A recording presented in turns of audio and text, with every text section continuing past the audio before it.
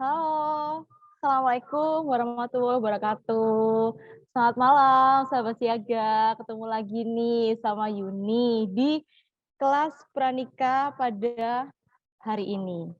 Oke, jadi kemarin Senin lalu kan sudah moderatornya dipegang sama Mas Rama nih. Jadi untuk Senin, sorry ya, Selasa. Jadi untuk Selasa hari ini moderatornya kembali sama Junior lagi. Oke, waalaikumsalam Kak Yanuar sampean. Sorry guys, Kak Junior. Oke, gimana nih kabarnya sahabat siaga? Gimana Selasa hari ini? Kerjaannya gimana?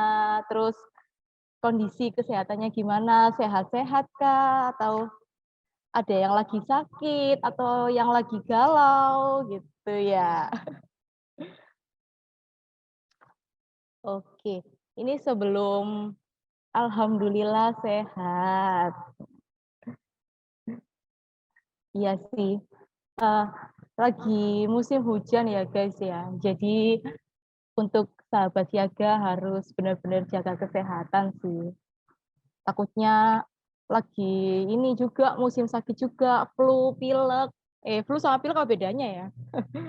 Flu, terus batuk, radang tenggorokan, kayak gitu ya. Jadi emang benar-benar kesehatan tuh paling penting sih. Alhamdulillah masih diberi dinamika kehidupan. Asik. Oke, sebelum masuk ke materi hari ini ya, Yuni mau ini sih, mau tanya-tanya dulu sih sama sahabat siaga sebelum kita ke materinya ya. Mau sedikit survei gitu, kayak tanya-tanya gitu sih, basa-basi. Alhamdulillah sehat, semoga bisa melalui dinamika kehidupannya ya kan. Ya Allah. Iya, Yuni mau tanya-tanya dulu sih sama sahabat siaga. Ya, basa-basi lah ya sebelum masuk ke materinya. Jadi biar nggak tegang-tegang banget gitu. Nah, untuk sahabat siaga, Yuni mau tanya nih, dari semua materi sahabat siaga nih ya, kira-kira sahabat siaga tertarik dengan tema seperti apa sih? Nah, kayak gitu. Boleh dong komen di ini, di kolom komentar, atau kalau nggak gitu, boleh direct message aja sih ke Yuni. Jadi Yuni mau survei-survei sih ya, karena Yuni kan juga moderator baru kan di sini. Jadi ya pingin tahu sih apa tipenya sahabat siaga itu maunya yang seperti apa kayak gitu. Jadi tipe itu nggak cuman untuk pasangan hidup aja ya. Jadi kayak gini tuh juga ada tipe dan tema-temanya masing-masing. Boleh dong dibantu komen. Maaf ya, sahabat siaga kalau misalnya suaranya Yuni agak serak-serak basah. Soalnya habis nyanyi beberapa lagu ini, habis konser. Jadi harap dimaklumi ya. Atau mungkin ini, dari sahabat siaga ada beberapa rekomendasi pemateri. Atau kalau nggak gitu punya kenalan nih pemateri. Boleh dong di-share, nanti bisa Yuni bantu untuk ngehubungin ya, biar nanti selanjutnya nih untuk kelas kelas siaga akademi selanjutnya itu bakal lebih menarik lagi gitu. Tema psikologi dan karakter. Nah, tema psikologi dan karakter ini maunya yang seperti apa kayak gitu. Kan banyak kan ya macamnya ya, psikologi tentang diri sendiri, tentang keluarga, atau tentang anak kayak gitu.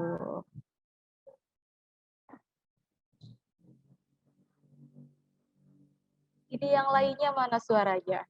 Coba dong ini nyalakan mic-nya mungkin ya, sapa aku gitu loh. Hai Kak Yuniar, kayak gitu loh.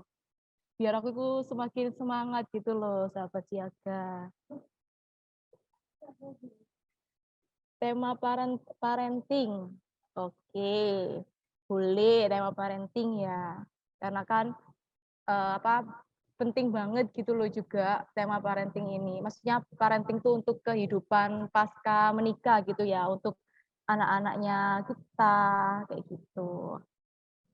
Psikologi anak atau psikologi pembelajaran, boleh banget, boleh note ya. Nanti next kelas ya kelas pranikah selanjutnya nanti bisa pakai tema materi itu. Ini lagi ini beberapa dari sahabat siaga ada yang masih kerja atau sudah di rumah atau lagi leha-leha atau lagi kumpul dengan keluarga. Misalkan dalam menghadapi pasangan, menghadapi persiapan menikah. Oke, siap. Aku masih kerja, aku juga kerja sih. Jadi yang masih kerja semangat ya.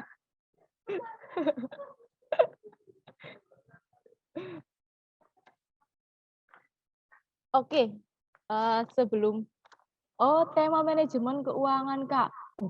Yang lalu kan juga membahas tentang ini ya, manajemen keuangan kan ya. Boleh nanti bisa lebih detail lagi sih, dikulik lagi ya tentang manajemen keuangan tuh kayak gimana. Kayak gitu. Mungkin ada beberapa nih dari sahabat siaga yang baru join, baru ikut materi hari ini. Boleh nanti kita bikin materi tema manajemen keuangan lagi. Jadi buat sahabat siaga yang barusan join, belum mengikuti materi yang sebelumnya, jadi masih bisa ikut mengikuti. Kayak gitu. Oke, sebelum masuk ke materinya, Yuni mau membacakan peraturan nih. Yang pertama, para sahabat siaga harus mengikuti kelas Siaga Akademi ini dari awal sesi sampai akhir sesi. Dan yang kedua, jika ada pertanyaan, sampaikan melalui chat. Atau jika malu nih, malu-malu kucing, atau merasa kurang nyaman, mungkin bisa di reach message ya, langsung ke Yuni. Nanti Yuni bakal bacakan tanpa menyebut nama sahabat siaga. Gitu.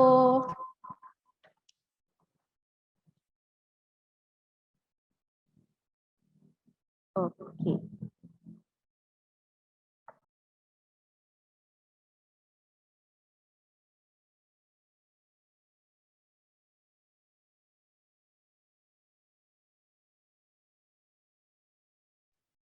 Nah, ini sambil nunggu pematerinya masuk ya, kita mungkin chit-chat dulu kali ya, curhat-curhat gitu. Mungkin dari sahabat siaga ada yang pingin dicurhatin, nggak apa-apa, komen aja guys. Siapa tahu nanti Yuni bisa kasih masukan gitu ya.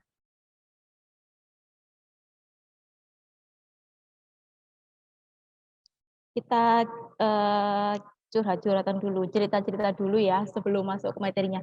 Jadi nggak terlalu tegang-tegang banget gitu.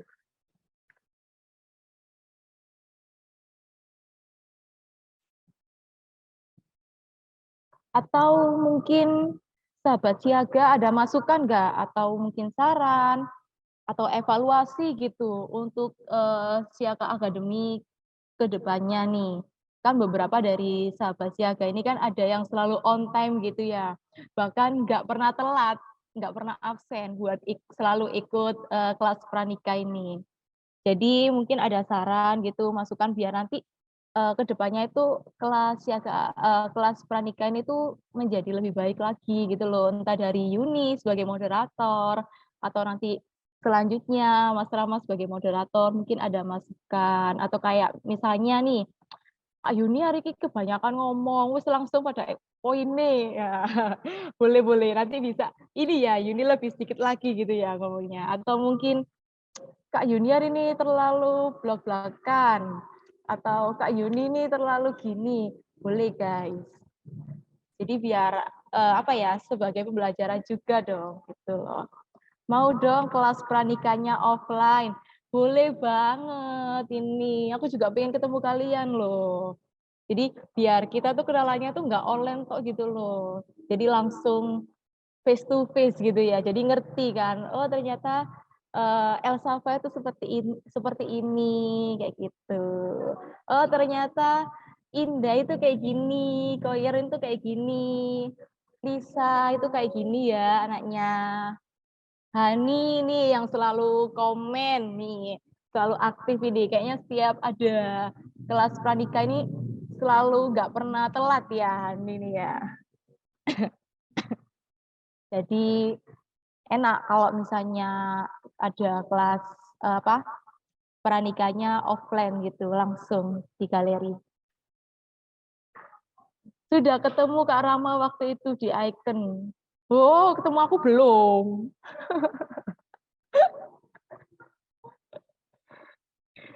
Ketemunya jangan sama Mas Ramato, sama aku juga. Jangan lupa spill untuk vouchernya. Oh iya, oh iya guys, jadi untuk materi hari ini ya, nanti itu bakal ada hadiah loh, voucher senilai 150.000 yang berlaku sampai dengan 20 Januari 2023 dari Isdental Care untuk treatment gigi bagi 5 orang penanya. Jadi nanti kalau misalnya kalian ada pertanyaan nih, bisa langsung ditanyakan, nanti kalian bakal dapat gift voucher senilai 150.000. Lumayan banget. Aku juga pasti pengen sih dapat voucher ya, cuma-cuma gitu. Padahal cuma tanya.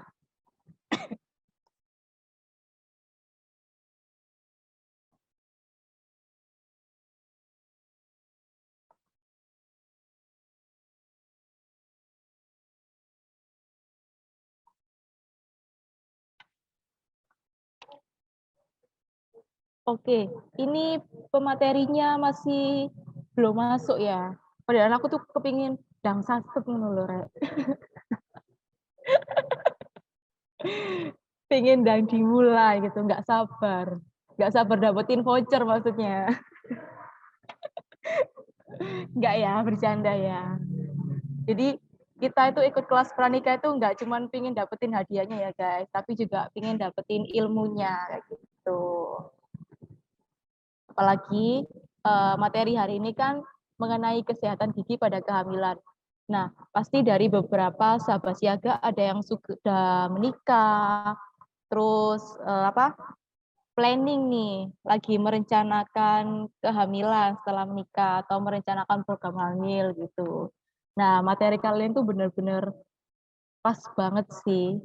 Jadi untuk poinnya tuh untuk pentingnya kesehatan gigi pada kehamilan gitu. Ya meskipun yang belum hamil mungkin ataupun yang belum menikah nih. Nah, bisa aja kita sharing tentang materi hari ini ke teman-temannya kita yang sudah menikah atau yang sedang merencanakan program hamil kayak gitu. Nggak cuma untuk hamil aja sih, pentingnya kesehatan gigi kan meskipun nggak untuk hamil kan untuk sekarang juga kan pasti penting kan ya. Jadi kesehatan itu sangat penting, nggak cuma untuk orang hamil aja, begitu. Untuk kita yang masih muda ini juga pasti penting. Ikut materinya sudah, tinggal nikahnya. Iya bener sih. Mungkin itu ya belum nemu jodohnya kali ya. Mungkin ini Selasa depan kita akan bahas tentang jodoh kayak gitu. Jadi buat sahabat siaga nih yang belum menemukan jodohnya, belum menemukan belahan jiwanya gitu ya. Bisa ikutin materinya aja dulu, terus ditampung-tampung sambil memilah-milah gitu ya. Ya ampun, jaga gigimu, kesehatan itu loh penting. Betul, betul banget.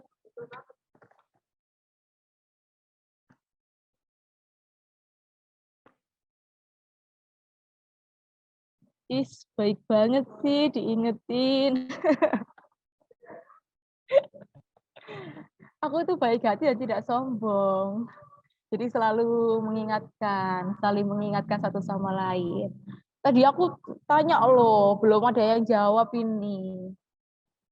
Gimana sahabat siaga? Mungkin sahabat siaga ada ini rekomendasi pemateri untuk apa? Untuk kelas pranika selanjutnya kayak gitu.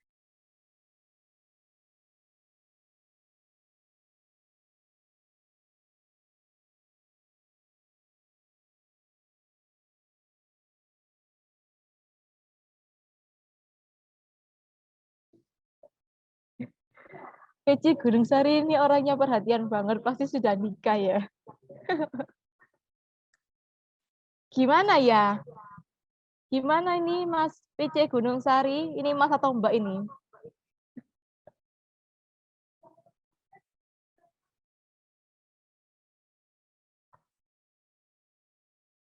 Wah, lumayan ya yang join hari ini. Ini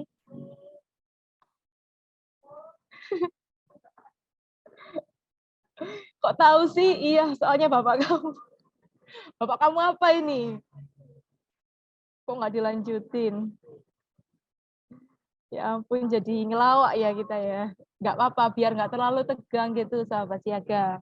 Jadi sambil nunggu pematerinya join, kita yes ngobrol aja gitu.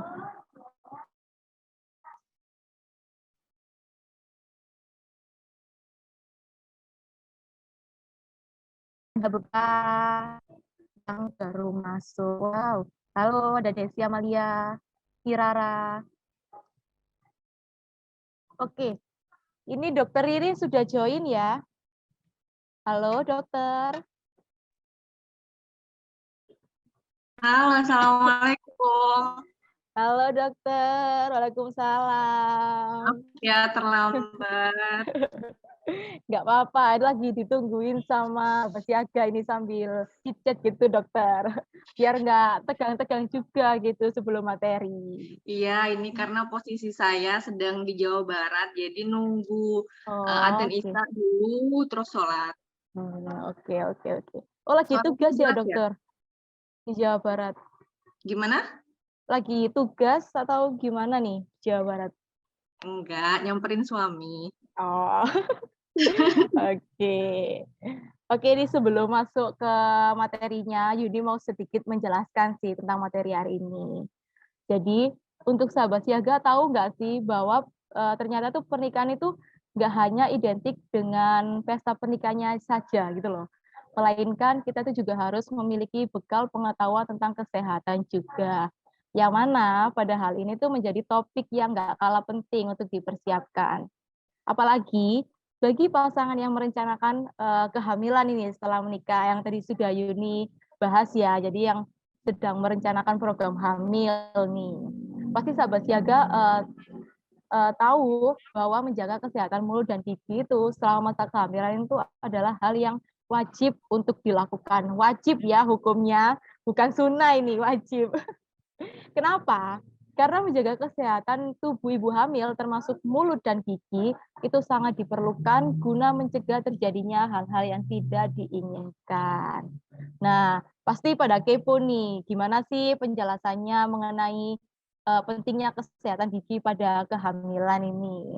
Boleh langsung bisa lebih dijelaskan lagi untuk Dokter Ririn, waktu dan tempat boleh dipersilakan untuk memulai materinya. Terima kasih, Mbak Yuniar. Sama-sama, Dok. Ini di brosurnya bukan Ririn ya namanya. Iya, tadi saya sempat bingung loh. Loh, ini Dokter Nurul, bukan Ririn, Mas. Oh, bukan Yun, ternyata Dokter Ririn emang panggilannya itu. Ya, jadi kita kenalan dulu ya sebelum memulai. Jadi nama saya Nurul Farizah, tapi biasa dipanggil Ririn. Baru selesai menempuh pendidikan spesialis bedah mulut di UNER. Kita langsung mulai aja ya. Sebenarnya pentingnya menjaga kesehatan gigi dan rongga mulut itu tidak hanya penting untuk ibu hamil aja ya, tapi untuk kita semua. Seperti itu. Terutama juga pada teman-teman yang mau merencanakan pernikahan. Karena ada beberapa pasien saya pernah menjumpai pasien, ini pasiennya cakep atau cantik gitu kan, tapi ketika dia periksa ke dokter gigi, kok banyak masalah gitu, karang giginya banyak, terus giginya banyak berlubang gitu. Jadi di sini kita tidak hanya menjaga kebersihan muka aja, kita harus aware dengan kesehatan gigi dan rongga mulut kita juga gitu. Nah,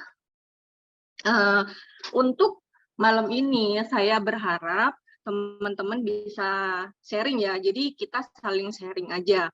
Mungkin dari teman-teman semua pernah membaca literatur atau mendengarkan YouTube tentang kesehatan gigi dan rongga mulut selama kehamilan. Tapi di sini yang saya harapkan kita bisa saling tanya jawab. Mumpung nih ada bisa konsultasi gratis ya di sini. Ya Mbak Yuniar ya. Ya udah kita langsung aja mulai ya. Nah, di sini saya akan membahas khusus pentingnya menjaga kesehatan gigi dan rongga mulut pada saat hamil.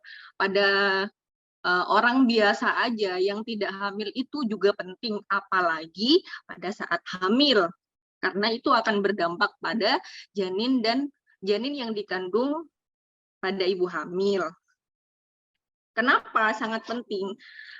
Pada saat hamil, otomatis si ibu ini memerlukan asupan nutrisi yang tinggi vitaminnya, seratnya.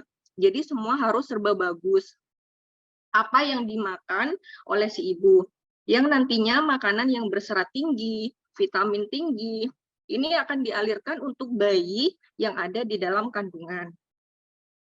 Kalau sampai gigi si ibu ini sakit, berlanjut-lanjut, terus-menerus, ini bisa merangsang hormon progesteron. Bisa merangsang hormon yang namanya prostaglandin. Maaf, prostaglandin ya, bukan progesteron.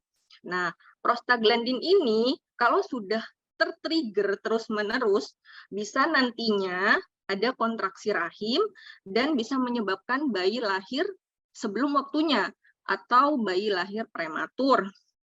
Jadi harus hati-hati ya teman-teman. Jangan main-main kalau misalnya sakit gigi, mungkin dianggap sepele, tapi resikonya panjang sekali. Nah, di sini ada beberapa perubahan yang terjadi pada ibu hamil. Saya tidak akan membahas detail satu-satu di sini, beberapa perubahan yang terjadi. Saya akan fokus pada perubahan yang bisa terjadi dan menyebabkan masalah pada gigi dan rongga mulut ibu hamil.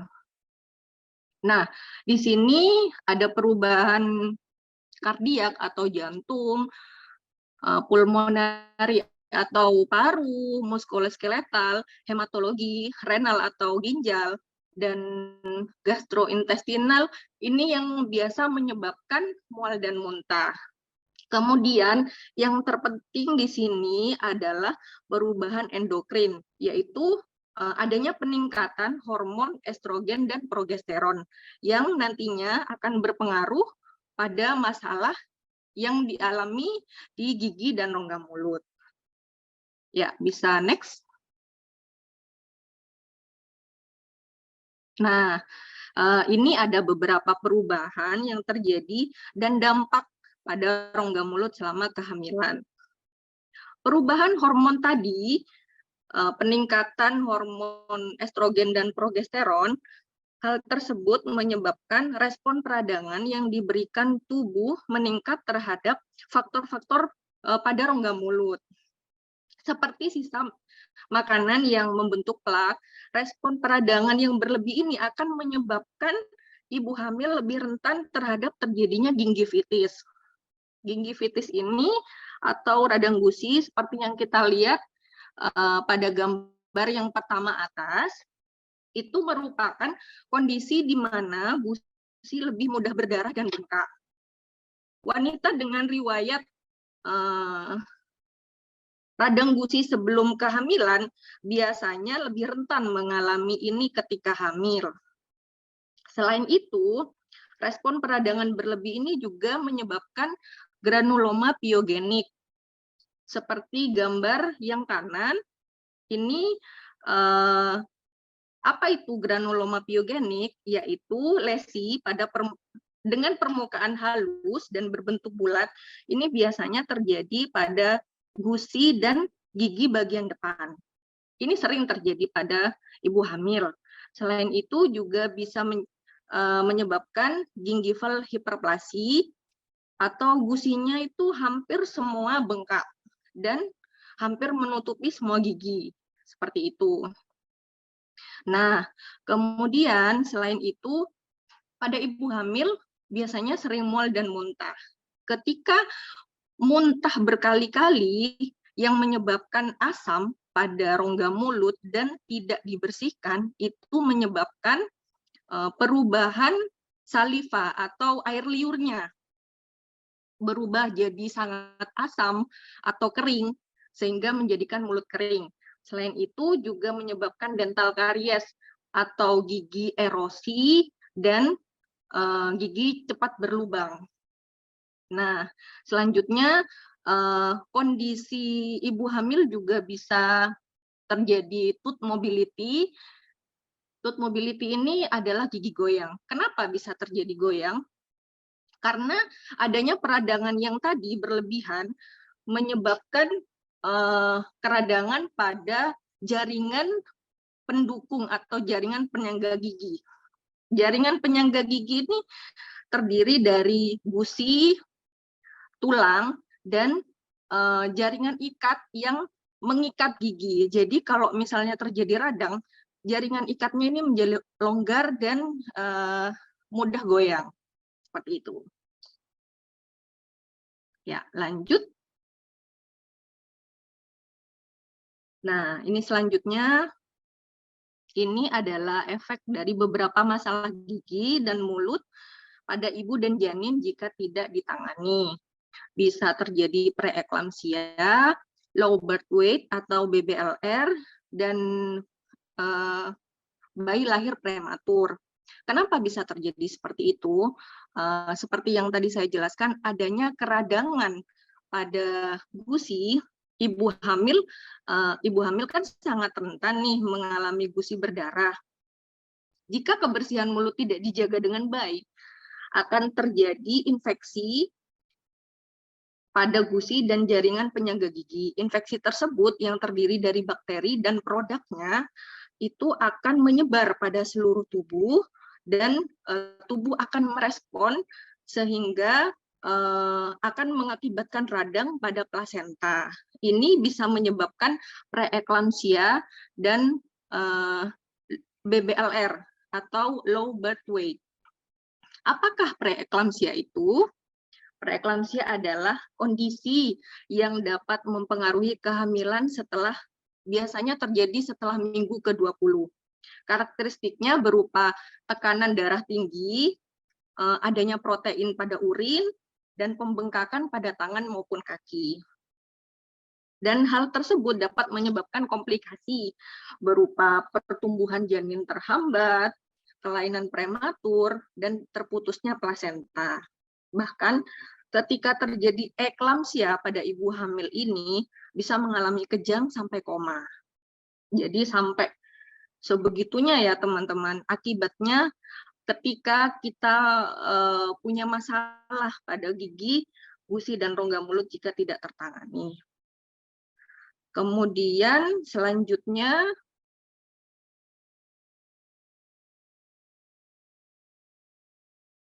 ya, jadi teman-teman tidak perlu khawatir. Kita juga bisa menjaga kondisi rongga mulut, mencegahnya sebelum terjadi hal-hal tersebut yang saya sebutkan sebelumnya. Apa yang harus kita lakukan? Yang pertama, seperti yang kita lakukan setiap hari, sehari-harinya, menyikat gigi 2 kali sehari, yaitu setelah sarapan pagi dan sebelum malam. Tapi juga harus benar menyikat giginya.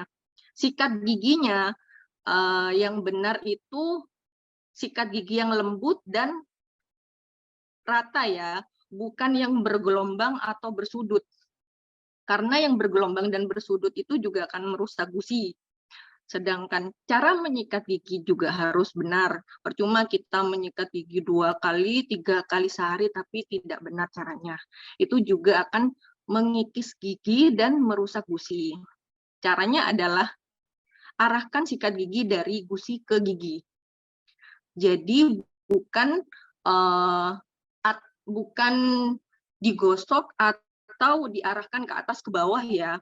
Untuk gigi atas itu dari atas ke bawah, dan untuk gigi bawah dari bawah ke atas. Begitu juga untuk gigi bagian dalam dan belakang. Kecuali untuk yang gigitan itu kita boleh gosok. Kayak gitu, untuk menghindari kerusakan gigi dan gusi. Selanjutnya, apa yang harus dilakukan oleh ibu hamil, yaitu dietnya harus bagus, nutrisinya harus bagus. Biasanya ibu hamil harus mengkonsumsi vitamin dan makanan yang bergizi, yang bernutrisi. Tidak seperti biasanya kalau kita nggak hamil, kayak gitu. Nah, ini karena vitamin-vitamin ini berguna. Contohnya, fosfor dan kalsium ini berguna untuk pertumbuhan serta kepadatan tulang dan gigi. Selain itu, vitamin A berfungsi untuk perbaikan dan pertumbuhan jaringan. Serta vitamin D dan C mempertahankan kalsium dan fosfor. Nutrisi yang seimbang tersebut bukan hanya berguna untuk ibu, tapi juga untuk pertumbuhan gigi bayi. Teman saya ada yang pernah cerita, beliau waktu hamil tidak mengkonsumsi vitamin D. Jadi ketika lahir, anaknya itu tumbuh giginya terlambat. Harusnya usia 6 bulan sudah tumbuh, tapi dia sampai 1 tahun belum tumbuh. Itu berpengaruh sekali ya buat pertumbuhan gigi dan anak juga.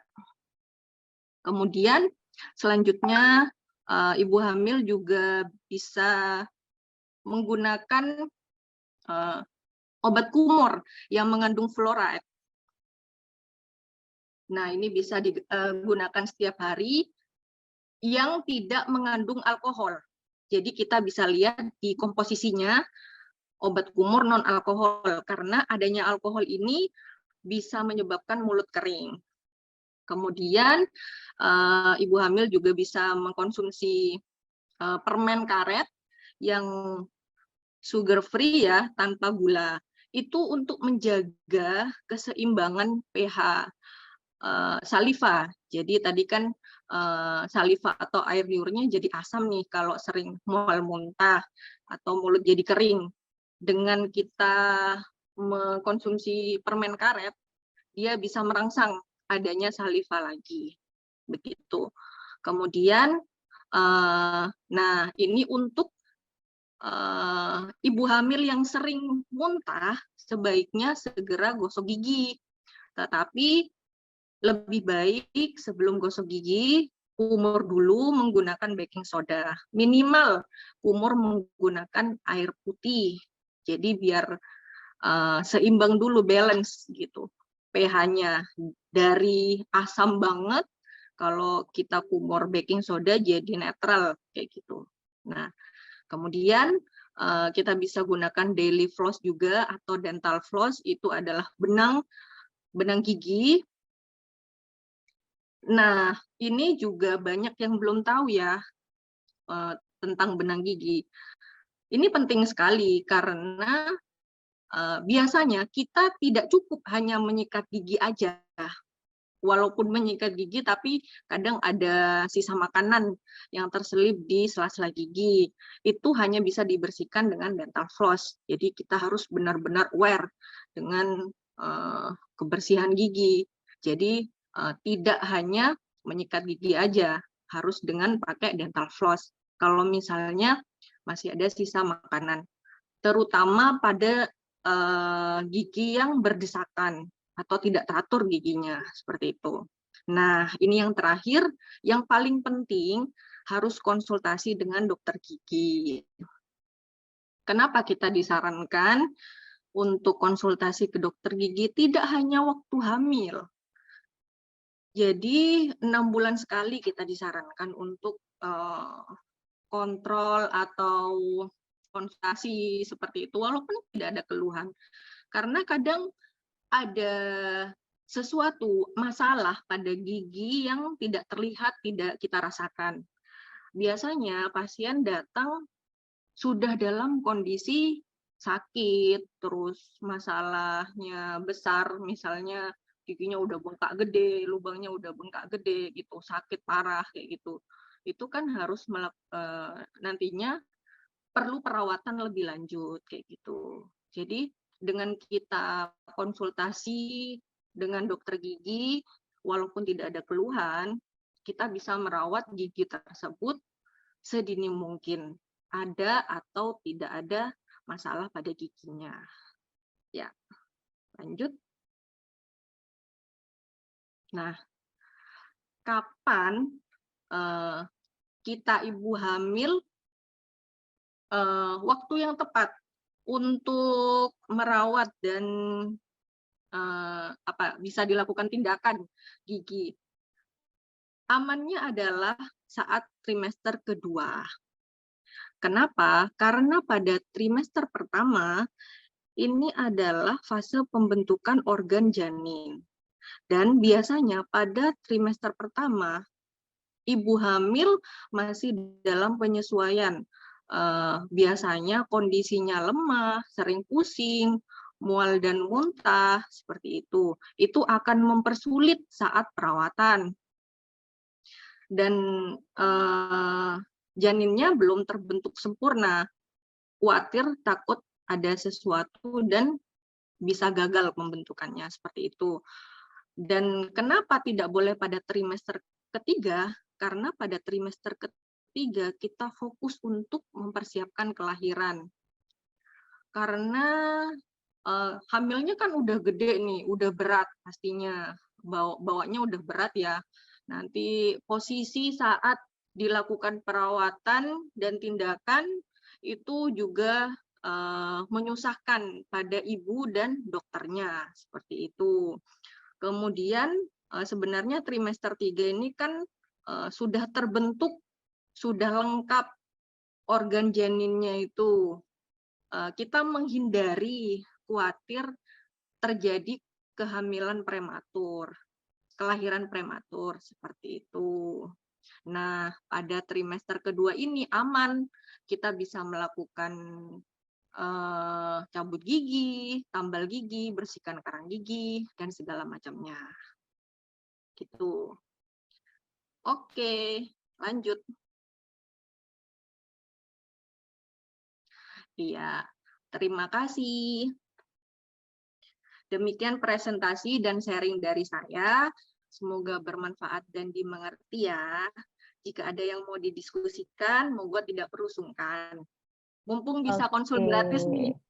Iya, betul banget, dokter. Terima kasih ya, dokter Ririn, untuk penjelasan materinya hari ini. Jadi Yuni bisa kasih kesimpulan sih, ternyata kesehatan gigi itu penting banget ya, dok ya. Jadi nggak hanya untuk orang hamil saja, melainkan untuk kita nih, yang belum hamil pun itu kesehatan gigi itu sangat penting gitu loh. Jauh lebih penting juga.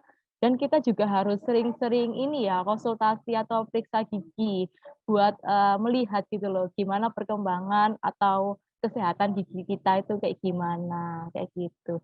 Wah, ini kayaknya Yuni juga harus sering-sering konsultasi nih ya sama dokter Ririn ini ya. Iya Soalnya kadang dong. Yuni ngerasa itu dok, tiba-tiba nyeri gitu giginya. Padahal kan Yuni tuh jarang banget kayak minum es gitu loh dok. Jadi kayak nggak ngerti ya kenapa penyebabnya, tapi tiba-tiba tuh kayak nyeri kayak gitu. Nah, banyak orang atau teman-teman yang nanya, dok, kalau sakit gigi obatnya apa? Jawab, sakit gigi itu nggak ada obatnya gitu loh. Jadi harus periksa ke dokter gigi, kita harus lihat penyebabnya apa kayak gitu. Iya, betul, benar. Obat betul itu banget, dok. hanya sementara aja untuk anti nyeri sementara. Setelah itu sakit lagi dan sakit lagi, seperti itu berulang-ulang. Iya sih, benar banget sih dok. Emang satu-satunya ya harus konsultasi langsung ya ke dokter gigi ya, nggak bisa ditangani sendiri kayak gitu. Nah, Iya, betul ini banget. ada beberapa pertanyaan nih dok dari Desi Amalia. Dok, saya seorang ibu hamil, hamil anak ketiga, sekarang sudah usia 7 bulan. Yang ingin saya tanyakan, tanpa resep dokter, kita beli sendiri kah di apotik obat vitamin D? Selain susu ibu hamil, apakah kita juga harus beli obat kalek. Gimana ya tulisannya? Waduh. Yang buat kalsium itu loh dok, gigi saya ada yang berlubang dok ketika tindakan nggak apa-apa. Oh jadi si Mbak Desi ini tuh maunya itu beli obat sendiri gitu sih dok, langsung ke apotik karena giginya yang berlubang kayak gitu. Gimana nih dok tanggapannya Dokter Ririn ini mungkin mengenai pertanyaannya Mbak Desi nih? Ya, terima kasih Mbak Desi atas pertanyaannya. Yang pertama yang saya tanyakan, gigi lubangnya itu ada keluhan sakit enggak gitu? Apakah perlu obat anti nyeri seperti itu? Kalau saran saya, sebaiknya kontrol ke dokter gigi aja untuk dibersihkan gigi lubangnya itu. Tidak perlu ditambal, nggak apa-apa. Jadi dibersihkan dulu aja. Yang penting sakitnya tertangani dulu. Tapi ketika tidak sakit dan tidak mengganggu, tidak apa-apa. Kita tunggu sampai lahir, sampai lahiran baru nanti bisa dilanjutkan perawatannya. Nah, untuk obat-obatan atau vitamin, tadi pertanyaannya kalsium ya, kalk, tulisannya CALC, kalk gitu. Itu kalsium boleh dikonsumsi ibu hamil, itu juga penting kalsium. Bahkan teman-teman saya pernah cerita karena dia tidak konsumsi kalsium, jadi pincang gitu. Awalnya boyoan jadi pincang karena kekurangan kalsium. Karena tulang dan gigi kan juga butuh kalsium dan vitamin D kayak gitu. Jadi enggak apa-apa, enggak masalah beli kalsium sendiri di apotik, enggak apa-apa. Kalau obat-obatan yang lain misalnya antibiotik, anti nyeri, itu harus dikonsultasikan ke dokter kandungan dulu ya, karena tidak semua obat itu aman buat ibu hamil. Kalau vitamin nggak apa-apa. Kayak gitu. Oke, mungkin itu ya Mbak Desi ya untuk jawabannya. Tidak sakit dok, keluhannya saat ini hanya nyeri punggung saja yang sakit sekali. Wah itu sepertinya perlu istirahat ini ya Mbak Desi ya. Perlu rebahan gitu. Mungkin efek hamil juga kan ya dok ya, mengandung Iya. gitu. Oh Tapi mungkin iya, ini tadi saya nyambungnya itu nggak ada hubungannya ya, gigi lubang dengan dikasih vitamin D terus dia jadi nggak lubang gitu ya, nggak ada hubungannya ya. Iya, Tetap harus ke benar-benar. dokter gigi ya untuk perawatan gigi lubangnya. Nah, untuk vitamin D dan kalsiumnya ini untuk kesehatan ibu hamil dan janinnya aja gitu, untuk kesehatan apa tulang dan giginya. Tapi tidak menghentikan proses dari gigi lubangnya itu kayak gitu. Oke.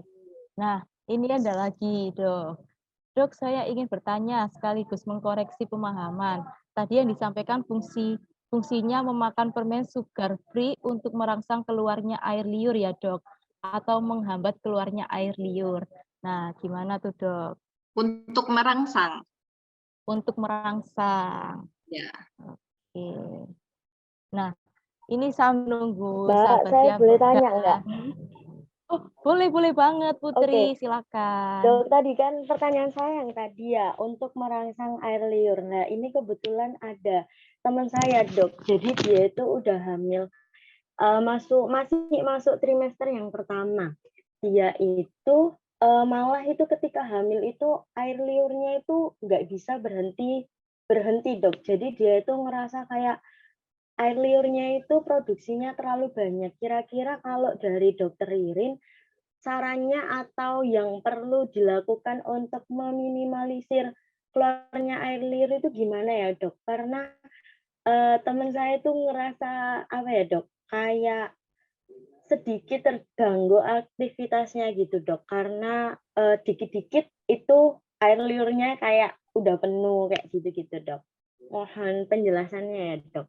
Terima kasih. Terima kasih Putri pertanyaannya. Memang ada beberapa pasien dengan kondisi hamil itu tidak semua mulutnya kering ya. Jadi adanya ketidakseimbangan dalam saliva balance-nya itu. Ada yang terlalu banyak konsumsi, ada yang terlalu banyak produksi air liurnya, atau kurang karena dia sering muntah-muntah gitu. Nah, kalau permen karet tadi dia untuk merangsang.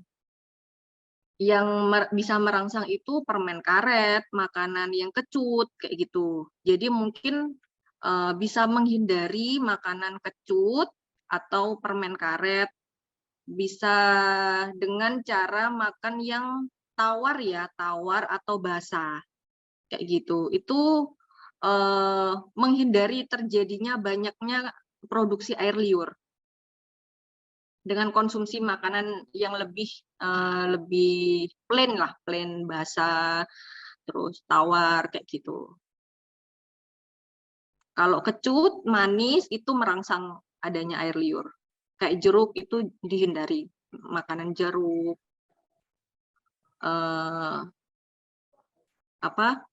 permen karet tadi gitu. Jadi Atau yang nanti bisa asam-asam gitu ya, Dok ya. bisa dikonsultasikan ke dokter kandungannya. Mungkin ada obat dari dokter kandungannya kayak gitu. Kalau dari dokter gigi yang bukan menghambat sih, mencegah ya banyaknya air liur yang keluar itu dengan makanan yang tidak ada rasanya, hambar lah kayak gitu. Oke, mungkin itu ya Kak Putri yang bisa disampaikan sama Dokter Ririn. Semoga bisa membantu ya jawabannya ya. Oke, ini Dok ada pertanyaan lagi nih. Gigi geram saya berlubang Dok, tapi sudah ditempel di rumah sakit sudah sekitar 3 tahunan yang lalu. Cuma setiap kali makan makanan yang keras, setelahnya pasti langsung sakit gigi. Kira-kira solusinya gimana ya Dok? Siapa nih yang nanya, Mbak Yuni? Ya ampun, ya ampun. Ya, siapapun yang bertanya ya, ini jawaban untuk semuanya ya. Kalau misalnya punya masalah gigi, entah itu sudah dirawat, sudah ditambal, atau belum ditambal, terus sakit, ya kita tetap harus kontrol ke dokter gigi, kayak gitu. Karena kita tidak bisa hanya konsultasi by phone atau berjauhan dengan si dokter gigi, karena kita harus meriksa apa sih masalah yang terjadi pada gigi ini, kenapa bisa sakit gitu. Kenapa setelah ditambal masih sakit? Bisa karena ada lubang di bawah tambalannya itu, atau tambalannya itu terlalu tinggi, jadi tidak boleh kalau terlalu tinggi itu harus rata dengan gigi sebelahnya. Kalau terlalu tinggi itu menyebabkan kontak berlebihan dengan gigi atasnya, sehingga menyebabkan saraf yang di bawahnya itu tertekan, kayak gitu. Kita tidak tahu penyebab sakitnya itu kenapa, atau ada lubang di sebelah giginya, kita tidak ngerti. Harus cek ke dokter gigi ya. Gitu Mbak Yuniar. Gitu ya, sahabat siaga. Pokoknya harus sering-sering konsultasi atau cek ke dokter gigi sih, udah paling penting itu. Iya, aku mau tanya sih Dok, apakah ada resiko tertentu nih jika ibu hamil itu memiliki gigi berlubang? Gitu. Bahkan kan gigi berlubang itu bisa terjadi bukan karena hamil ya Dok ya, mungkin sebelumnya hamil itu juga kadang sudah berlubang, tapi nggak diperiksa-periksa, akhirnya sampai hamil, mengakibatkan kayak entah itu resikonya untuk kehamilan atau gimana gitu Dok. Ini yang nanya Mbak Yuniar sendiri ya? Ya, ini aku sendiri yang tanya. Jadi gini, resikonya itu yang pertama ketika sakit. Kalau ada rasa sakit yang terus-menerus dibiarkan, itu bisa menyebabkan stres pada ibu hamil. Nah, stres itu bisa menyebabkan produksinya yang tadi saya bilang hormon prostaglandin. Hormon prostaglandin ini bisa menyebabkan kontraksi pada rahim. Seperti itu. Jika nyeri loh ya, kalau gigi ini nyeri atau sakit yang terus-menerus dibiarkan tidak diobati. Nah, kalau tidak nyeri, gigi berlubang sebenarnya tidak ada masalah, asalkan tidak mengganggu pada si ibu hamil. Kalau gigi berlubangnya mengganggu, misalnya dengan gigi lubang, kan kadang banyak nih gigi lubangnya, biasanya terjadi di gigi geraham, semuanya kanan, kiri, atas, bawah gitu. Akhirnya makannya tambah nggak enak. Ibu hamil ini udah makannya nggak nyaman, nggak enak, nggak nafsu makan, terus giginya lubang semua gitu, ditambah nafsu makannya berkurang, akhirnya nutrisinya kan jadi berkurang nih. Nutrisi ke janinnya juga akan berkurang. Efeknya seperti itu. Nah, itulah kenapa kita harus tetap apa ya, memperbaikilah gigi-gigi yang rusak itu. Bahkan sebelum nikah ya, nggak harus sebelum nikah juga, walaupun belum nikah ya tetap harus bagus ya giginya. Karena saya pernah ketemu tuh pasiennya cantik banget gitu, tapi setelah diperiksa, loh kok banyak giginya yang bermasalah kayak gitu. Kan eman juga tuh, hanya kelihatan Sayang cantik sama dari cantiknya luar ya, Dok gitu. ya. Iya. Cantik di luar, dalamnya nggak cantik. Nah, itu. Kan malu tuh nanti kalau sudah nikah sama suaminya, terus tiba-tiba loh kok gini giginya gitu. Nanti Apalagi karang shock nanti giginya itu suaminya. banyak banget gitu. Ada yang sampai karang giginya banyak, hampir Mm-mm. menutupi semua giginya kayak gitu. Kan nggak jadi Oke. cantik jadinya. Iya, betul sih, Dok. Nah, ini ada pertanyaan lagi nih, Dok. Kalau ini tadi untuk ibu hamil, ada nggak sih, Dok, pengaruh bahaya bagi ayah atau laki-laki jika mengalami gigi berlubang, bahkan sering sensitif? Nah, Yang gimana tuh, yang Dok? sakit gigi berlubang siapa? Ayahnya atau ibu hamilnya? Ayahnya ini ya, lebih ke, ya, bagi ayah atau laki-laki gitu, Dok. Ayah, jadi ayahnya giginya lubang, sakit. Mm-mm. Iya, Terus apakah terus, berpengaruh pada yang ibu hamil gitu? oh, bukan. Jadi dia itu di luar dari ini sih, materi ibu Oh, hamil ini, Dok. Jadi untuk si ayahnya sendiri, kayak gitu. gimana? Itu dia itu kan giginya berlubang, terus sering sensitif. Nah, itu gimana, Dok? Mungkin ada cara untuk mengatasinya. Mungkin kalau aku sih pasti jawabannya dokternya, ya kita harus ini ya, konsultasi ya langsung. Iya, betul sekali. Jadi harus Jawabannya sering-sering sama ya. konsultasi. Soalnya kita nggak tahu ini sakitnya karena apa kayak gitu. Iya, betul. Gigi yang mana gitu. Kadang ada gigi bungsu. Mungkin kita pernah tahu ya gigi miring, gigi bungsu yang tumbuh terakhir paling belakang, posisinya miring biasanya itu. Nah, itu kan sering sakit tuh. Belum tumbuh sempurna dia, udah sering sakit. Nah, kadang yang sakit itu gigi depannya, bukan gigi yang miring itu. Gigi depannya itu ternyata lubangnya udah gede, tapi di akarnya, di dalam, nggak kelihatan. Di permukaan, di mahkotanya itu tidak kelihatan. Setelah di foto ronsen, ternyata lubangnya gede di dalam, kayak gitu. Makanya kita nggak bisa tahu ini lubangnya, ini sakitnya dari mana sih, kayak gitu. Nggak bisa. Terus kalau sakit diapain?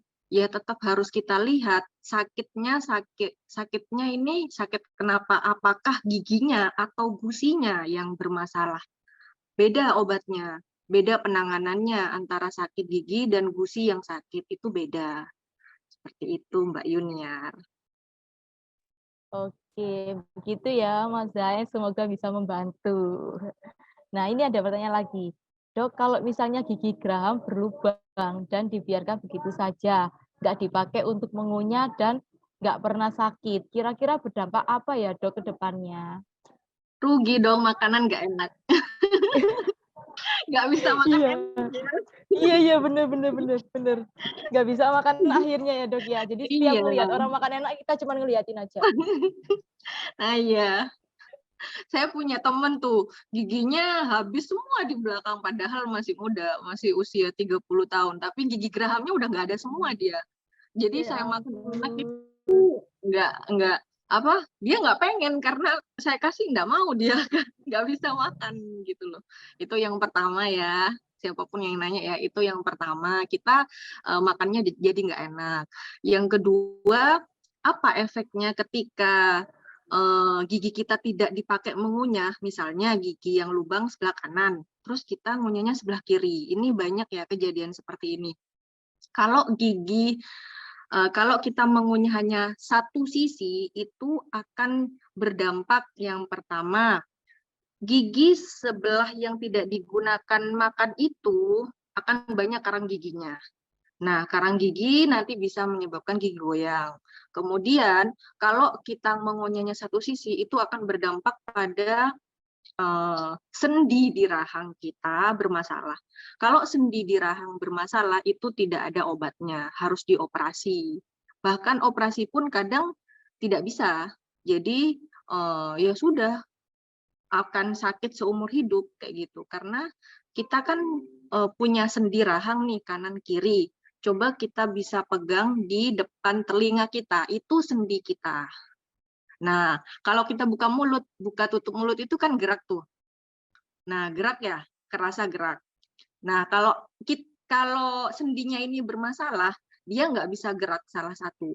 Atau nanti bisa nyeri, dan bisa susah buka mulut, atau susah nutup mulut. Seperti itu. Itu terjadi jika ketika kita mengunyah satu sisi dalam waktu yang sangat lama. Dan tidur satu sisi juga enggak boleh ya, tidur satu sisi, mengunyah satu sisi, terus gini, apa namanya ini? Menopang dagu ya, Iya, menopang menopang dagu dagu. itu enggak boleh juga ya. Itu bisa mengganggu sendi rahang kita. Waduh, Yuni biasanya kalau foto gini, Dok. Berarti Gini nggak boleh aja. sering-sering foto gini ya, Dok ya. Harus gini. Oke, ini ada pertanyaan dari Lisa nih, Dok. Dok, apa sih yang menyebabkan akar gigi bisa berlubang? Dan ciri-ciri akar yang berlubang itu apa saja, Dok? Ngerasa sakit aja kah? Atau ada ciri-ciri yang lain? Nah, gimana tuh, Dok? Ya, terima kasih Lisa. Karena tadi saya bilang ada akar gigi yang lubang ya. Yang pertama itu karena kenapa gigi, jadi gini, tadi kenapa kok akar giginya itu berlubang, karena ada dorongan dari gigi bungsunya itu yang paling belakang, dia mendorong gigi di depannya. Karena gigi bungsu yang terakhir itu dia posisinya di bawah, jadi posisinya itu di akar gigi depannya. Kalau dia mendorong terus-menerus, itu akan merusak gigi depannya, bahkan akar giginya juga akan rusak. Seperti itu. Itu kalau gigi belakang. Tapi kalau gigi yang lain, misalnya gigi yang tengah, itu bisa lubang di akarnya karena ada infeksi bakteri yang masuk dari sela-sela gigi dan gusinya. Jadi dia bakterinya tidak dari atas. Biasanya kan kalau lubang gigi itu dari permukaan gigi yang lubang duluan. Nah, ini bakteri dan kumannya itu dia masuk dari sela-sela gusi dan giginya itu. Biasanya ini juga terjadi radang pada gusi. Tapi bakterinya itu beda antara bakterinya yang menyebabkan radang pada gusi dan bakteri yang menyebabkan radang pada gigi. Jadi bakterinya itu masuk ke sela-selanya, akhirnya dia merusak dan membuat akar giginya itu lubang terlebih dahulu, kayak gitu. Yang pasti keluhannya nyeri yang sangat. Kenapa? Karena akar gigi itu mengandung saraf. Akar gigi itu udah ada saraf gusinya, ada saraf giginya. Sedangkan mahkota gigi yang di atas itu, dia tidak ada sarafnya, masih ada lapisan berlapis-lapis. Masih jauh. Makanya kalau cuma lubang kecil, itu enggak ada keluhan sakit gigi. karena masih jauh dengan sarafnya. Saraf itu ada di akar. Kalau akar sudah kena lubang, pasti sakit. Seperti itu Mbak Yuniar. Mbak Desi ya tadi yang nanya. Gitu. Oke, itu ya Mbak Lisa, mungkin jawabannya bisa Oh, membantu. Mbak Lisa. Iya, oke. Iya dok, Mbak Lisa dok. Oke, sebelum masuk ke pertanyaan selanjutnya, ini kayaknya seru ya bahas tentang pentingnya kesehatan gigi ya. Ini dari banyak banget dok yang tanya dok, ya ampun, pada semangat semua ini, sahabat siaga. Oke, sebelum masuk ke pertanyaan yang selanjutnya ya, ini mau ada sedikit cuplikan video sih dok dari Kayla Wedding dan juga Sevisi. Oke, boleh Mas Rama, silakan.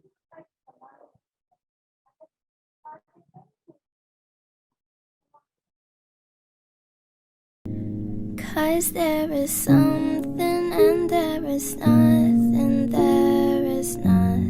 in between.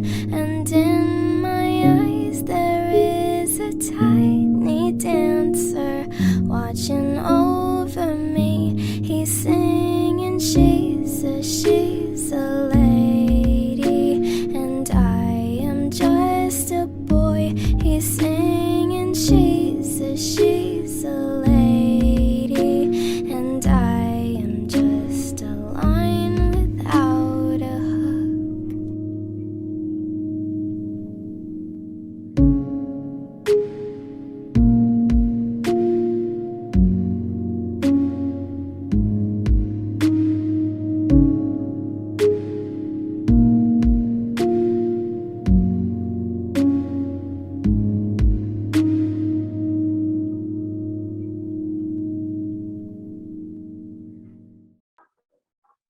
Oke, nah itu tadi cuplikan video mengenai pameran wedding di Cito Mall kemarin di tanggal 15 sampai tanggal 18 Desember. Jadi alhamdulillah ya, Kayla Wedding tuh sudah banyak yang di-link nih waktu pameran. Ada 7 klien yang sudah di-link, yaitu paket rumah dan juga paket gedung. Jadi buat sahabat siaga ini yang punya teman, saudara atau keluarga yang mau mengadakan acara wedding, boleh banget nih di Kayla Wedding. Karena kebetulan juga kita juga lagi ada promo untuk bulan Desember, jadi promo akhir tahun. Dan promonya juga lumayan banget gitu loh. Jadi ada potongan up to 8 juta. Jadi jangan lupa buat maksudnya kesempatan ini tuh benar-benar menarik banget gitu loh. Jadi bisa di-share ya untuk sahabat siaga yang punya teman, sahabat atau keluarga yang mau wedding kayak gitu. Oke, nggak ada suaranya. Iya, nggak ada suaranya ya. Telepati tadi videonya ya. Oke, lanjut ke pertanyaan selanjutnya ya. Ini ya, Dokter Ririn. Apakah gigi berlubang bisa menular ke gigi yang lainnya, Dok? Nah, gimana nih, Dok? Oke, terima kasih. Siapa nih yang bertanya nih? Ada Lisa. Oh, masih Lisa ya ternyata ya. Lanjutannya ya, Dok. Ini Lisa siapa ya? Lisa perawat saya jangan-jangan. Atau Mona Lisa jangan-jangan ini. Karena perawat saya juga namanya Lisa nih. Waduh. Dia Nyamar ini, Dok. Jangan-jangan, Dok. Dia pura-pura ikut Zoom. Iya. Biar rame gitu ya, Dok ya. Iya, terima kasih Mbak Lisa atas pertanyaannya. Gigi berlubang menular enggak? Tidak ya. Kalau misalnya pada gigi sebelahnya itu tidak ada trigger atau infeksi yang menyebabkan gigi tersebut berlubang gitu. Jadi enggak langsung moro-moro pindah gitu, menular gitu. Enggak, tidak seperti itu. Pasti gigi sebelahnya itu juga ada sesuatu, misalnya dia sering keselip makanan di situ, antara gigi itu ada sering selip makanan nih, selip makanan terus tidak dibersihkan, akhirnya menyebabkan infeksi di situ. Nah, itu yang menyebabkan gigi sebelah-sebelahnya itu jadi lubang kayak gitu. Tapi itu enggak langsung pindah ya dari gigi satu ke gigi sebelahnya, itu tidak seperti itu. Gitu Mbak Lisa. Itu ya Mbak Lisa, semoga bisa membantu ya untuk pertanyaannya. Nah, ini pertanyaan terakhir juga sih Dok dari Yuni. Biasanya kan saat kita gosok gigi nih, kadang saking terlalu semangatnya ya nih Dok ya, sampai kadang itu membuat beberapa kayak gusi bagian depan atau bagian dalam itu kayak terluka. Nah, itu efeknya tuh bakal bisa jangka panjang atau gimana sih Dok? Karena Yuni juga sering sih kayak gitu. Jadi nggak ada apa-apa ya, enak-enak lagi enak ini gosok gigi nih, tiba-tiba luka, tiba-tiba keluar darah. Nah itu mungkin ada efeknya untuk jangka panjang atau mungkin karena penyebabnya itu kenapa kayak gitu. Oke Mbak Yuni. Oh ini yang terakhir ya. Jadi gini, kita harus tahu dulu kenapa gusi kita sering berdarah ketika saat gosok gigi. Harusnya normalnya itu tidak mudah berdarah ya, walaupun sekeras apapun kita menggosok gigi, kecuali ketusuk bulu sikat gigi itu bisa menyebabkan berdarah. Tapi kalau sering, hampir setiap hari atau sehari 2 kali atau 2 hari sekali gitu kita sering berdarah dengan menggosok gigi, itu pasti ada sesuatu. Yang pertama kita harus lihat dulu apakah ada karang gigi di situ. Jadi karang gigi itu bisa menyebabkan gusi radang. Gusi radang bisa menyebabkan mudah berdarah pada gusi tersebut kayak gitu. Kemudian yang kedua, apakah kita mempunyai penyakit gusi? Penyakit gusi itu yang tadi misalnya pada ibu hamil itu jadi walaupun nggak ada kalkulus atau karang gigi, dia mudah berdarah, otomatis spontan kayak gitu. Kemudian yang ketiga, apakah si pasien ini punya penyakit sistemik yang lain, misalnya dia punya kelainan darah yang kalau misalnya dia luka itu sulit sembuh, itu bisa menyebabkan gusi mudah berdarah tanpa adanya rangsangan, tanpa adanya perlakuan tiba-tiba berdarah seperti itu. Jadi kita harus cek juga ya ke dokter gigi, apakah ada masalah lokal atau secara general di tubuh kita. Begitu. Kalau lokal ya hanya di gusinya aja. Itu kita cek apakah ada karang gigi. Walaupun karang giginya tidak terlihat, kadang karang giginya itu ada di dalam gusi. Seperti itu. Jadi harus dibersihkan sampai ke dalam gusinya itu. Itu yang menyebabkan gusi terus-menerus berdarah. Begitu Mbak Lisa. Mbak Yuni. Oke, ngeri ya Dok ya. Iya. Soalnya kadang Yuni itu juga itu sih sering kayak gitu. Jadi kayak ya meskipun nggak setiap hari ya, kayak seminggu gitu. Tapi lebih ke ini sih Dok, kayak setiap habis pakai ini pasta baru gitu loh Dok, pakai sikat gigi baru. Nah kadang luka kayak gitu. Tapi kalau untuk sehari-hari kayak udah pakai sikat gigi, udah sering dipakai nih, ya nggak ada masalah. Cuman kayak setiap ganti ke sikat gigi yang baru Dok, mesti luka kayak gitu. Sikat giginya yang soft ya, yang soft, nano soft itu loh yang punyanya Pepsodent. Ini bukan promosi gitu ya.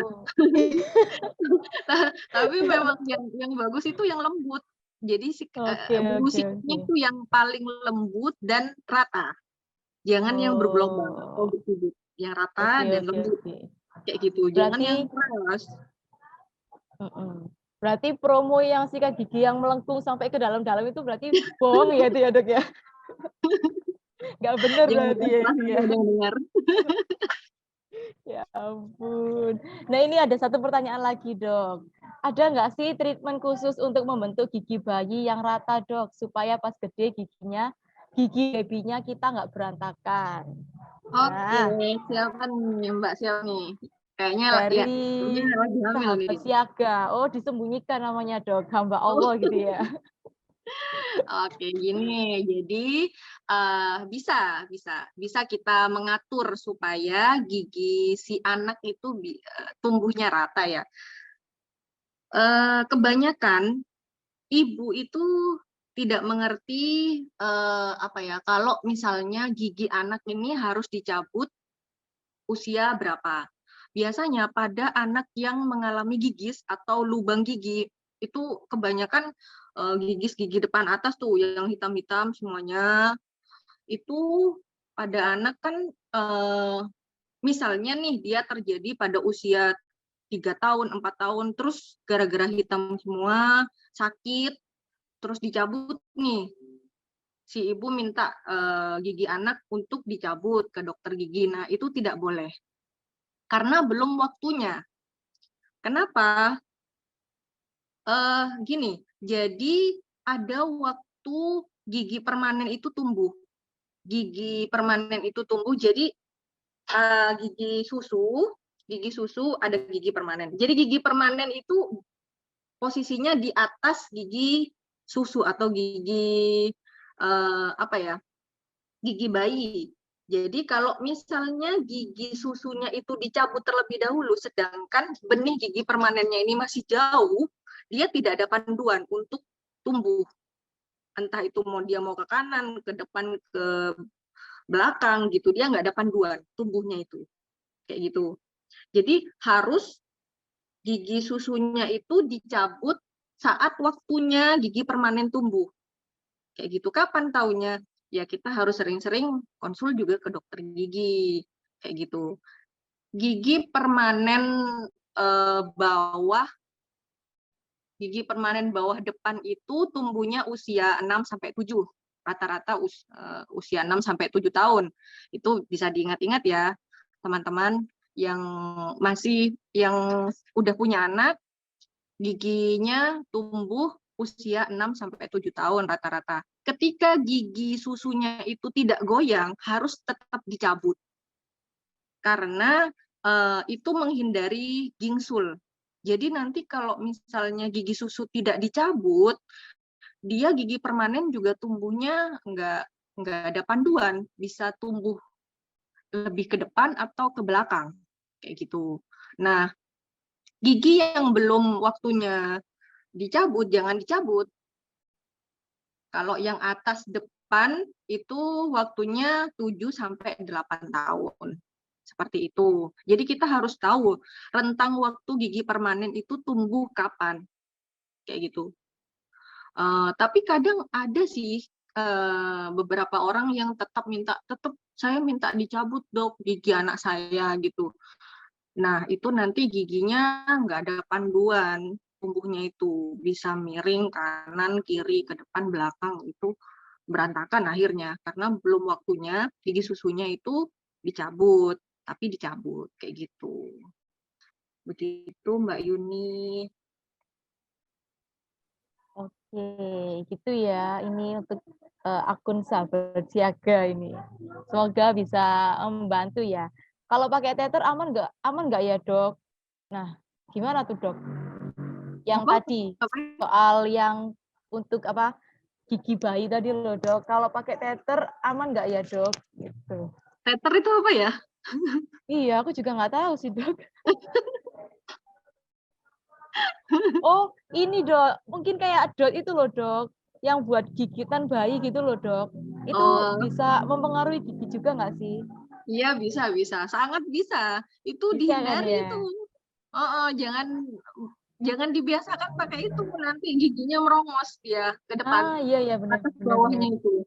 Karena kan Iya ada sih. ada lagi nih. Dia nggak bakal nutup gigi depannya. Bakal maju. Gigi depannya atas bawah itu. Jadi ya sebisa mungkin lah dihindari. Terus nggak boleh isap jempol juga ya, nggak boleh isap jempol. Kayak itu tadi tuh kayak dot ya. Betul. Jadi kalau bisa dihindari ya, jangan sampai maksudnya pakai tether atau dot atau menggigit jempol, karena juga berpengaruh juga sih, berdampak untuk giginya. Jadi nggak bagus gitu ya dok ya jatuhnya ya. Oke, ini nggak ada pertanyaan lagi, ini masih 8:30 loh, masih sore banget loh ini, sahabat siaga. Mungkin ada pertanyaan lagi buat Dokter Ririn. Ini mumpung ini ya, konsultasi gratis loh. Kapan lagi ketemu Dokter Ririn lagi nih? Jadi kalau ada yang masih perlu ditanyakan, boleh langsung ditanyakan aja. Mumpung free, nanti kalau misalnya ketemu Dokter Ririn lagi, nanti bayar lagi nanti kalian ya, nggak free ya. Gingsul tuh kelainan Kak Dok, tapi kok kadang bikin orang makin manis ya. Ya ampun. Semakin, padahal masih sore loh ya, ini belum malam loh ya, udah bisa aja ini. Ya ampun. Dokter ini sampai tersipu malu loh ya Allah, kalian ini kok bisa lah ngono. Sekarang aneh-aneh ya, banyak yang apa giginya dimodif jadi gigi kelinci lah, terus Iya betul. apalah dikurangi lah. Macam-macam ya. Lagi model mungkin ya Dok ya. Lagi zaman juga sih ya. Emang anak-anak muda zaman sekarang itu aneh-aneh sih Dok. Sukanya itu yang apa anti mainstream kayak gitu. Jadi gigi yang udah rata dibuat berantakan gitu ya. Sering terjadi itu Dok. Soalnya kadang temennya Yuni juga banyak sih yang kayak gitu. Ampun. Oke. Oh, ada pertanyaan lagi nih Dok. Dari Mbak Desi. Anak-anak Tadi belum usia dijawab. Tadi belum dijawab Gingsul tuh. Oh, aku nggak bisa jawab sih Dok. Sudah nggak bisa berkata-kata lagi ini Dok. Gingsul itu kan biasanya pada gigi ini ya, gigi taring ya. Ya memang betul, gigi taring itu dia sebisa mungkin tidak dicabut dan tidak boleh dicabut. Karena gigi taring itu memang dia letaknya di sudut senyum kayak gitu. Kalau nggak punya gigi taring, nggak jadi cantik kita, jadi flat mukanya itu. Gitu. Coba, kalau nggak percaya coba aja dicabut gigi taringnya dua-duanya. Kalau nggak punya gigi taring gimana Dok? Ditempel? Harus pakai gigi palsu. Iya pastinya ya Harus gitu bikin ya gigi Dok ya. palsu. Nah, pokoknya jangan sampai tidak punya gigi taring. Betul Kayak sih. gitu. Soalnya memikat itu ya sahabat siaga ya. Nah ini ada pertanyaan Dok dari Mbak Desi lagi. Anak-anak usia balita terkadang kalau malam susah banget gosok gigi. Gimana caranya ya Dok agar anak itu mau untuk gosok gigi sebelum tidur? Aku kadang juga gitu sih Dok. Kadang kalau udah cuapek gitu udah males sih gosok gigi. Jadi bukan anak balita aja ya. Iya, bukan anak balita Dari aja kita. sih. Ternyata orang dewasa juga gitu. Butuh ayang buat ngingetin tuh. Nah, Ya betul. ampun. Padahal ayangnya juga males gosok Iya, gigi. ayangnya juga males. Jadi siapa yang ngingetin? Iya, gimana tuh Dok? Itu sebenarnya kebiasaan ya. Jadi saran saya dilatih mulai bayi. Jadi sejak bayi itu lahir, kita latih bayi itu untuk dibersihkan giginya. Walaupun belum ada giginya, tetap dibersihkan. Menggunakan apa? Kasa basah. Gusinya bayi itu tetap dibersihkan menggunakan kasa basah. Seperti itu. Jadi tidak harus nunggu giginya itu tumbuh, tidak. Jadi sejak bayi itu harus kita bersihkan giginya. Itu membiasakan bayi, balita hingga anak akan terbiasa dengan gosok gigi. Kita biasakan pagi, malam sebelum tidur, seperti itu. Dan kalau bisa setiap selesai minum susu atau makan makanan manis itu kita bersihkan. Seperti itu ya. Mbak Desi ya tadi. Iya, itu ya Mbak Desi ya. Jadi emang kebiasaan tuh emang dimulainya dari dini ya Dok ya. Dari balita malah lebih lebih pentingnya kayak Atau gitu. kita bisa mencontohkan, kalau misalnya anak itu udah gede, kita harus mencontohkan sebagai ibu, mencontohkan kebiasaan kita membersihkan gigi sebelum tidur, seperti itu. Memang susah ya, susah. Bahkan kita aja itu malas gitu kan, Iya iya apalagi betul. anak kecil yang nggak mengerti apa-apa. Itu memang harus dipaksa kita kasih contoh dulu lah, minimal kasih contoh, terus kita ajak untuk gosok gigi, belikan sikat gigi yang unik, yang bagus, lucu, kecil, supaya tidak supaya tidak sakit ya ketika gosok gigi itu. Kalau terlalu gede kan dia nggak enak, nggak nyaman masuk dalam mulut. Terus pastanya juga cari yang manis, yang ada rasa-rasanya seperti itu, supaya anak itu suka ketika Iya menggosok iya. gigi. Iya betul sih dok. Habis makan permen atau coklat bersihkannya juga pakai gosok gigi kak dok? Iya dong, harus ya dok ya. Masa pakai ini gosokannya ini baju kan nggak mungkin. Iya, Jadi ya sebisa harus. mungkin harus gosok gigi ya, apalagi Iya. masih anak kecil. Tapi kalau Mm-mm. kita sebagai orang dewasa, minimal kumur air putih. Minimal kumur air putih setiap selesai makan. Jadi biar nggak ada sisa makanan. Kalau saya kemana-mana selalu bawa dental floss gitu. Karena Oke. saya kan pakai bracket nih, pasti ada sisa makanan Mm-mm. yang nyelip di gigi. Jadi saya kemana-mana pasti bawa dental floss untuk membersihkan giginya itu. Tidak harus gosok gigi, pakai dental floss aja cukup dengan kumur air putih. Iya, bener sih dok. Kalau kayak Listerine gitu, itu ngefek juga nggak sih dok? Katanya kan fungsinya kan untuk membersihkan plak-plak bekas makanan gitu ya. Kira-kira itu emang berfungsi juga nggak sih dok? Kayak Listerine kayak gitu. Yuni belum coba sih. Cuman kayak mesti biasanya kayak lihat cowok-cowok gitu nggak sikat gigian, udah cuman minum Listerine gitu aja. Dikumur-kumur gitu tok ya dok. Kadang aku juga sampai mikir ngefek kayak gitu. Padahal juga apa ya, habis dikumur gitu ya udah biasa aja gitu, nggak ada yang kotoran-kotoran gitu dok. Nah itu gimana dok? Emang beneran ada efeknya atau cuman gimmick ini?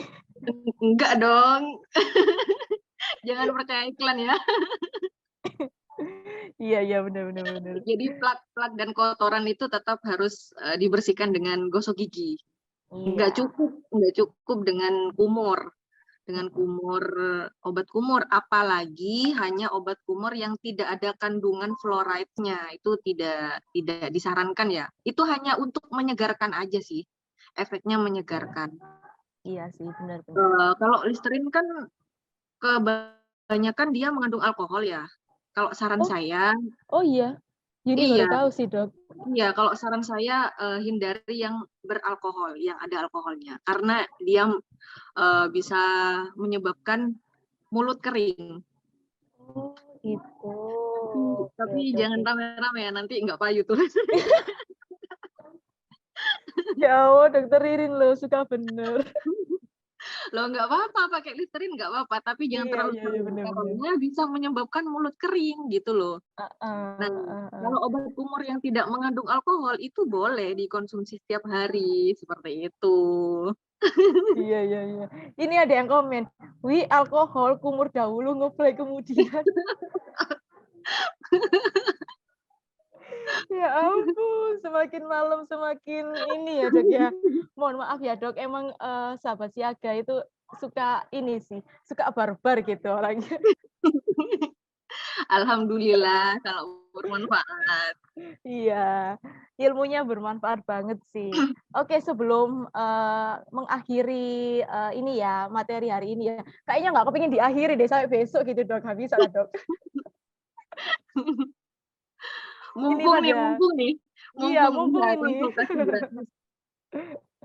Mungkin ada ini pertanyaan lagi dari sahabat siaga, mumpung sesi hari ini belum selesai sih, masih ada beberapa menit lagi ya. Ada yang mau bertanya lagi mengenai kesehatan gigi, ya meskipun nggak untuk ibu hamil, untuk kita yang belum hamil atau yang belum berpasangan, juga penting sih kesehatan itu. Kalau nggak Boleh? ada, saya Kalau nggak ada. tambahkan ya, saya mau menambahkan. Boleh. Ini nggak ada hubungannya sama ibu hamil sih. Saya cuma mau menambahkan ilmu, siapa tahu bisa bermanfaat buat teman-teman semuanya. Kebetulan saya kan di bidang bedah mulut nih. Saya banyak menemukan pasien dengan abses. Abses itu apa? Abses itu bengkak yang sangat besar yang disebabkan adanya lubang gigi yang tidak dirawat kayak gitu, dan itu menyebabkan kematian kayak gitu. Jadi jangan disepelekan ya, kalau misalnya ada lubang gigi terus bengkak di gusi kecil, lama-lama bengkak di pipi, akhirnya bengkaknya itu sampai menutupi jalan nafas, dan itu sangat bahaya sekali, bisa menyebabkan kematian dengan cepat seperti itu. Itu tidak sedikit pasien yang seperti itu dengan hanya lubang pada gigi. Itu. Terus kenapa saya juga menyarankan kita sering cek dan konsultasi ke dokter gigi, karena saya juga punya banyak pasien tumor yang tidak ada keluhan, tiba-tiba dia tumornya udah besar. Tumor rahang ya, tumor rahangnya itu udah besar, udah menggerogoti rahangnya, dan terapinya itu, tindakannya harus potong rahang seperti itu karena udah besar tumornya itu. Selama ini nggak ada keluhan, dia tidak ada keluhan, tiba-tiba ada benjolan gitu, terus ke dokter gigi, akhirnya setelah difoto ronsen, ternyata tulang rahangnya sudah rusak di dalam. Tapi ini karena tumor jinak. Kalau tumor jinak itu tidak ada keluhan, tumbuhnya berpuluh-puluh tahun gitu. Jadi misalnya dia ke dokter gigi usia 30, dia tumbuhnya dari sejak usia 20 kayak gitu. Jadi makanya saran saya, walaupun tidak ada keluhan, bagi teman-teman ceklah ke dokter gigi, karena kadang kita itu enggak tahu ada sesuatu enggak sih dalam rongga mulut kita atau gigi kita yang masih kecil yang bisa ditangani, bisa dicegah lah sebelum terjadi sesuatu seperti itu. Itu tidak sedikit pasien saya yang mengalami tumor, terus bengkak abses yang besar karena lubang gigi yang tidak terawat. Seperti itu. Gimana? Semakin mengerikan ya? Iya dok, ya ampun. Berarti emang sebelumnya dia nggak merasakan gejala apa-apa gitu ya dok ya? Iya, terus kita harus perhatikan juga dalam keluarga kita. Kita punya keturunan tumor dan kanker enggak? Kayak gitu. Kemarin saya ada punya pasien, setelah difoto ronsen itu, dia nggak ada keluhan kan. Terus saya foto ronsen, ternyata di bawah ujung akar giginya itu ada sesuatu dia. Ada lingkaran kecil gitu. Ini kayaknya mau jadi kista gitu saya mikirnya. Terus saya nanya ke pasien, si bapak dari keluarga ada keturunan tumor nggak gitu? Iya, ibu saya kanker payudara katanya gitu. Terus ada saudaranya juga gitu. Jadi memang si pasien ini dia punya potensi untuk menjadi tumor seperti itu. Nah, sebelum itu jadi besar dan merusak semua rahang yang besar itu, sedini mungkin kita bisa mencegahnya dengan cara ya dilakukan perawatan pada gigi yang sudah ada tanda-tanda tumor itu. Seperti itu. Kita harus aware ya sama keluarga kita juga. Karena ya itu, ketika ada keturunan dari keluarga, biasanya itu nanti juga bisa menular pada keluarga yang lain. Ya semoga dari kita semua tidak sampai seperti itu ya. Iya, Semoga kita semua diberi kesehatan, tidak sampai terjadi hal yang tidak diinginkan. Gitu. Iya. Oke, terima kasih ya Dokter Ririn untuk ilmunya hari ini, untuk materinya hari ini.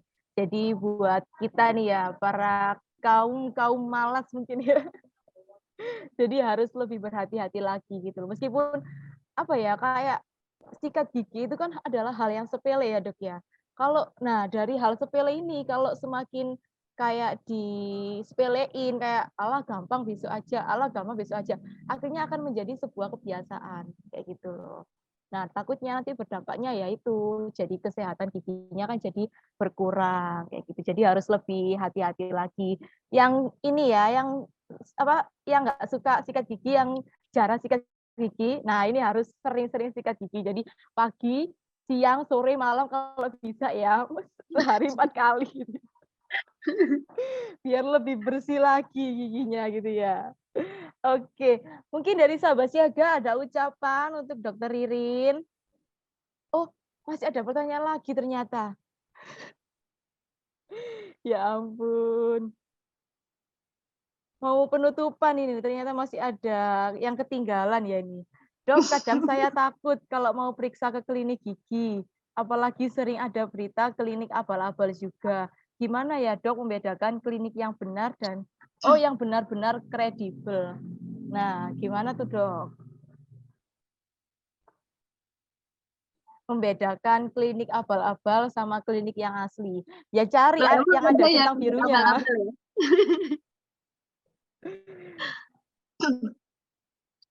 Mungkin bukan dokter gigi kali ya. Kadang ada di daerah-daerah itu yang perawat gigi praktek gitu, perawat gigi, tukang gigi itu bukan dokter gigi kayak gitu. Ya kita harus lihat lah pelangnya itu dokter gigi atau bukan dokter gigi gitu. Tapi kalau misalnya dia dokter gigi, insya Allah lah nggak bakal abal-abal kayak gitu, akan menjalankan melaksanakan perawatan dengan baik dan benar. Tapi harus dipraktek ya, tempat praktek. Jangan di puskesmas, beda, memang beda perawatannya di puskesmas sama tempat praktek, kayak gitu. Terus saran saya kalau misalnya punya anak, biasanya anak-anak takut tuh sama dokter gigi ya. Kalau saya pribadi, misalnya ada pasien anak ya, itu hari pertama nggak saya lakukan perawatan. Jadi kita kenalan dulu, main-main dulu gitu. Biar anak itu senang dan kenal dulu sama dokter gigi. Jadi biar tahu dokter gigi itu apa sih, seperti apa sih, kayak gitu. Biasanya kan ditakut-takutin nih sama orang tua. Jangan nangis, nanti giginya dicabut gitu. Nanti disuntik gitu. Nggak boleh ya. Nggak boleh ya nakut-nakuti anak kayak gitu. Aku sampai Nanti sekarang takut anaknya loh dok, kalau ke dokter gigi. Soalnya emang sudah tertanam ya dari dini. Jadi dari kecil tuh udah dibilangin, jangan nangis lo ya, nanti kamu dicabut giginya. Jadi sampai sekarang tuh takut kalau mau ke dokter gigi, entah itu disuntik atau mau cabut gigi itu jadi takut dok. ya itu orang tua dulu ya, kita sebagai Iya bener. calon orang tua di zaman sekarang, jangan sampai seperti itu ya, kasihan anak-anak kita kayak gitu. Oke. Sikat gigi ya, kesehatanmu itu loh. Terima kasih ya, PC Gunung Sari sudah diingatkan untuk sikat gigi. Untuk sahabat siaga, jangan lupa untuk sikat gigi juga ya. Nggak perlu Oke. takut ya. Tadi yang takut siapa ya? Nanti boleh deh lapor ke saya kalau misalnya abal-abal. Iya, nanti biar dikasih tahu sama dokter Irin ya. Oke, terima kasih ya dokter untuk ilmunya hari ini, untuk manfaatnya hari ini. Materinya hari ini benar-benar bermanfaat banget sih buat Yuni. Nah ini mungkin dari sahabat siaga ada ini enggak ucapan nih buat dokter Ririn ini mungkin.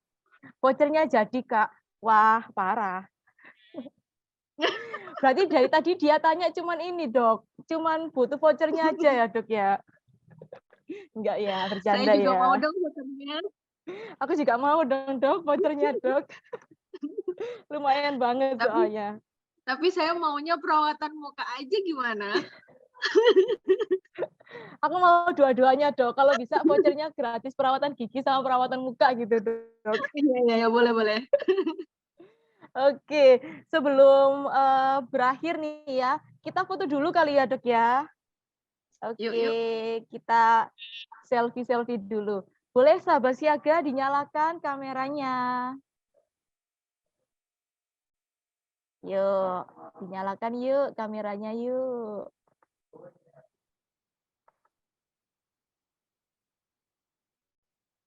Oke. Oke, operator boleh action dulu ya. Oh, nggak boleh gini ya, Dok ya. Harus gini ya, Dok ya. Oke, operator udah siap? Oke, kita action dulu. 1, 2, 3. Oke. Terima kasih Dokter Ririn, ilmunya sangat bermanfaat buat saya yang sedang promil. Aduh. Wah, semoga sehat ya sampai lahiran. Amin. BTW saya juga nih. Semoga Dokter Ririn diperlancar nanti untuk promilnya sampai Oh enggak, saya lagi lahiran. hamil ini. Oh iya, Ta, ya ampun. Terima kasih sudah menyediakan konsultasi gratis. Terima kasih dokter, sehat selalu ya dok. Amin. Amin. Oke. Oke deh, kalau gitu untuk tadi yang sudah bertanya, terima kasih juga untuk pertanyaan-pertanyaannya karena benar-benar menghibur sekali ya. Makasih Dokter Ririn, semoga persalinan saya lancar ya. Makasih untuk ilmunya. Sehat selalu ya dok. Amin. Amin ya robbal alamin. Alhamdulillah. Semoga diperlancar ya untuk persalinannya. Ya ampun, banyak sebentar. Makasih buat Sevisi Organizer dan Kayla Wedding sudah mengadakan kelas edukasi pranikah gratis. Terima kasih banyak Dokter Ririn, ilmunya bermanfaat banget. Alhamdulillah. Terima kasih materinya dokter. Ditunggu pertemuan selanjutnya. Siap, nanti bakal sering-sering ya bikin jadwal ini ya. Apa materi sama dokter Ririn gitu ya. Seru banget ini sih dokter Ririn emang. Terima kasih banyak untuk ilmunya dokter Ririn. Seru pol. Nanti bisa dikasih masukan pengen materi apa kayak gitu. Iya, gitu. Senang kalau dokter gigi kayak dokter Ririn, murah senyum. Host dan pematerinya gokil-gokil. Waduh. Oke, terima kasih ya dokter Ririn. Oh iya, mau ngingetin nih untuk sebelum menutup ya, untuk sahabat siaga, untuk mengikuti kelas edukasi, sering-sering ya untuk mengikuti kelas edukasi pranika gitu di minggu selanjutnya setiap jam 7 malam. Jangan lupa buat ajak teman, sahabat, keluarga, pacar, atau siapapun sebanyak-banyaknya agar kelas edukasi pranikah ini dapat memberikan manfaat yang banyak dan pastinya bakal ada pemateri yang nggak kalah keren dari Dokter Ririn ini. Pasti ada pemateri-pemateri yang keren-keren. Tapi nanti kita bakal sering-sering ya sama Dokter Ririn ya, biar kalian juga nggak tegang gitu loh. Jadi seru sambil cerita-cerita kayak gitu. Oke, terima kasih ya Dokter Ririn. Terima kasih untuk semuanya. See you next time. Terima kasih Mbak Yuni, terima kasih yang lainnya. Alhamdulillah. Semoga bermanfaat ya. Amin. Terima kasih Dokter Ririn. Assalamualaikum. Waalaikumsalam.